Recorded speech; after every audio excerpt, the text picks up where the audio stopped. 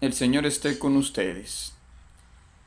Gálatas 4, 21 al 31 nos dice que debemos guardar la nueva alianza, pues permanecer en la alianza del Sinaí es permanecer en la esclavitud. Quizá alguna vez hemos escuchado programas como La Voz de la Esperanza, Fe para Hoy, Escrito está, La Hora de la Quietud, Hechos Sorprendentes, los clubes de conquistadores, cadetes médicos, los cursos para dejar de fumar, clases de comida vegetariana, en fin, que son programas de proselitismo adventista que se centra más en cambiar a otros cristianos que evangelizar a los que todavía no conocen a Cristo.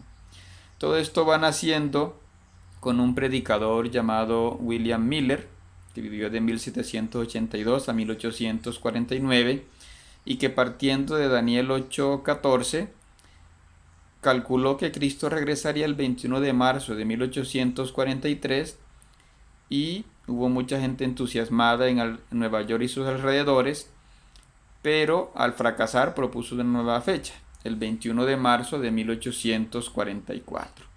Miller fracasó, se sintió decepcionado, pero un discípulo suyo, Hiram Edson, dijo que su maestro Miller no se había equivocado, sino que simplemente de lugar, porque Cristo no entró a un santuario terreno, sino que entró a un lugar santísimo en el cielo para completar su obra salvífica. Y para ello manipuló el texto de Apocalipsis 14, 6, 7, donde dice que el librito, supuestamente de Daniel, les sabría dulce en la boca, pero amargo en el estómago, es decir, dulce por el entusiasmo, pero amargo al darse cuenta que no era el lugar que él pensaba. Obviamente aquí hay un fraude. Y había una joven, Helen Harmon, que vivió del 1827 a 1915, que apoyó estas afirmaciones y que supuestamente empezó a experimentar visiones y vino a darle fundamento a muchas doctrinas equivocadas sobre la Biblia. Este fue un tiempo en que también aparecieron otros milenaristas como Joseph Smith, que fundó a los mormones, y poco a poco también se van formando los testigos de Jehová. Hacia 1844 Elena White escuchó las predicaciones de un bautista, William Foy, y que él publicó bajo el título La experiencia cristiana de William E. Foy y la experiencia cristiana y visión de la señora White, en la que pues ambos se elogian, pero empezaron a surgir luego diferencias entre ellos, ¿no? Aquí se va formando el mundo adventista, van saliendo muchas equivocaciones, la gente se da cuenta, pero por ejemplo la señora Elena de White, cuando fracasan las revelaciones, dice que es que las recibió en lengua de Canaán hacia 1845, entonces tiene que desplazarse a otro lugar, a Maine, en fin, sufren allí también nuevos fracasos, pero los adventistas van aceptando las supuestas revelaciones de la señora Elena White. Esta señora y su esposo se encuentran con José Bates, un hombre que se dedicaba a estudiar la Biblia, pero también le gustaba la astronomía. Entonces, este hombre practicaba el sábado. Y Elena White empezó también a aceptar que el día de descanso no era el domingo, sino el sábado. Y entonces, a partir de aquí, se empezaron también a hacer la doctrina de que no era el domingo el día de descanso, sino el sábado. Todo esto lo encontramos en una obra que se llama La Nube Blanca de Dick Anderson, donde se critica que los adventistas han venido ocultando reiteradamente estos errores. Por ejemplo, hacia 1884, malinterpretando a San Pablo, Elena White invitó a la abstinencia permanente a las parejas, condenando incluso el tener hijos. Eso fue después borrado por sus seguidores, por los líderes, digámoslo así, pero está atestiguado, ¿no?, que ella lo hizo.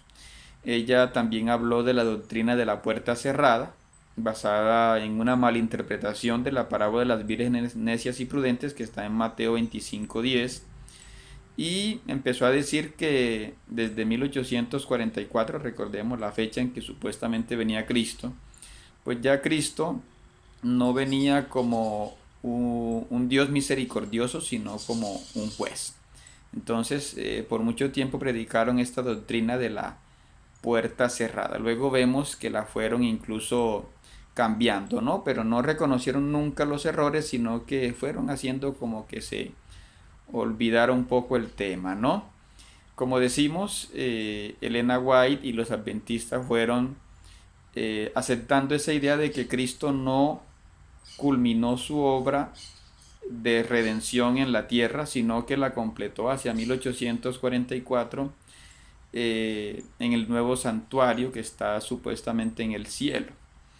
Esto va pues contra lo que dicen los evangelios y también contra lo que dice Hebreos 10 del 11 al 14, donde dice que Cristo ya culminó su obra salvífica, ¿no? Y todos estos errores pues incluso llegaron a hacer que los adventistas crearan una propia Biblia, la Clear World Bible, pero hubo críticas, entonces ellos prefirieron pues seguir con la versión protestante de la Reina Valera, ¿no? ¿Qué nos interesa también de nuestro libro de Daniel? La malinterpretación que hacen para atacar a la Iglesia Católica, ¿no? Ellos hablan de que hay unas predicciones que tienen que ver con la supuesta llegada de Cristo hacia 1844, y contando hacia atrás dicen que la cuarta bestia no es el mundo griego, sino que es el mundo romano, es decir, es el imperio romano, y fácilmente pasan de hablar del imperio romano a hablar de la Iglesia Católica. Entonces dicen, bueno, aquí está hablando de la cuarta bestia, pero aquí empieza a hablar enseguida también de la Iglesia Católica. Se basan sobre todo en la malinterpretación desde Daniel 7 hasta el 10. Entonces, cuando habla, por ejemplo, de cambiar el calendario, dicen que fue supuestamente Constantino o un papa, que nunca dicen cuál papa fue. Cambiar las fiestas indica es que cambió el domingo por el sábado, o que es un cuerno pequeño, que es porque el papa usó una mitra, en fin, o que la profecía de las 70 semanas, y cuando se habla de esos 10 reyes, se habla es en realidad de los 10 reinos que reemplazaron al Imperio Romano. Esto fácilmente se rebate con Wikipedia, pero vamos a decirlo como con más detalle. Ellos dicen que esta profecía tiene que ver es con el Imperio Romano y con la Iglesia Católica, porque al Imperio Romano lo acabaron 10 reinos. Recordemos que allí no se refiere a 10 reinos, sino que se refiere a 10 reyes, que claramente lo explicamos en el video donde hablamos de Daniel 7, de Daniel 9, en fin.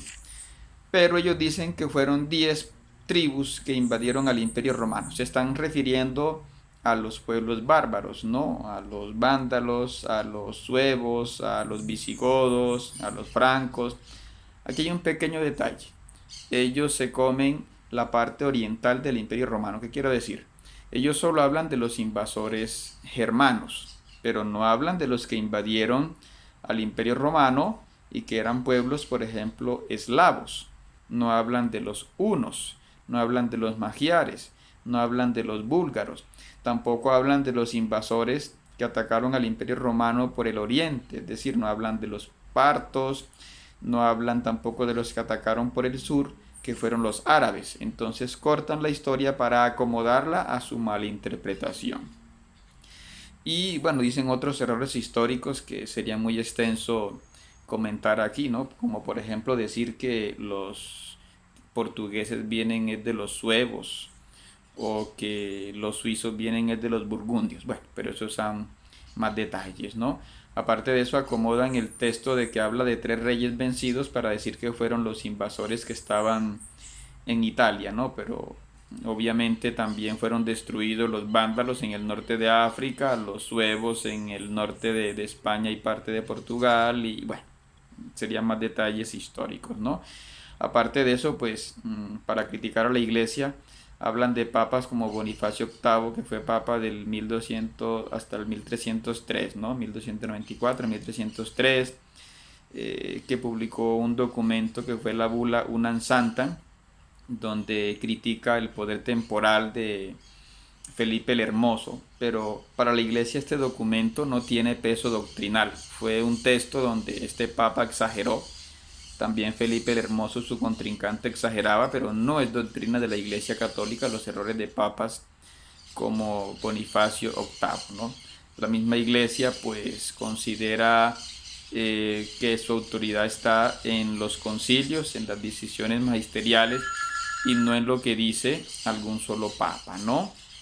Y bueno, ellos hacen otras críticas también a la Iglesia Católica en el tema de la infalibilidad papal, en el tema del sacramento de la confesión, pero bueno, eso se puede fácilmente rebatir. Hay esos debates que tiene el padre Luis Toro que son muy interesantes, donde refuta bíblicamente cada una de estas malinterpretaciones de lo que dicen los adventistas, ¿no? Los adventistas, como digo, tienen como profetisa a esta señora a cuya doctrina llaman la luz menor y llaman luz mayor a la Biblia. Pero esta mujer pues tiene numerosísimos errores, está comprobado que hizo plagios incluso de otras obras, ¿no? Incluso hubo adventistas de su tiempo que se apartaron de esta señora, ¿no? Como el pastor Canray, que había trabajado 25 años con la señora Elena White, con el esposo de ella, con James, pero que se apartó y escribió un libro que se llama La vida de la señora White, profetiza del adventismo del séptimo día, ¿no? Sus falsas afirmaciones refutadas, que fue publicada en 1919, ¿no? Esto también lo dice Dick Anderson en su obra La nube blanca. Esta señora pues tiene unas profecías que además, como sabemos, fracasaron, que además fueron tomadas incluso de libros como El paraíso perdido de John Milton. Tomó obras apócrifas como Patriarcas y Profetas, basada en el libro medieval de Hazer. Hubo un libro que ella escribió que se llama Bosquejos de la vida de Pablo, publicado en 1883, que fue retirado porque se comprobó que era plagio de un libro llamado La vida y las epístolas del apóstol Pablo de Connie Beer y Hawson, autores que no eran adventistas. Fue publicado en 1855, en fin.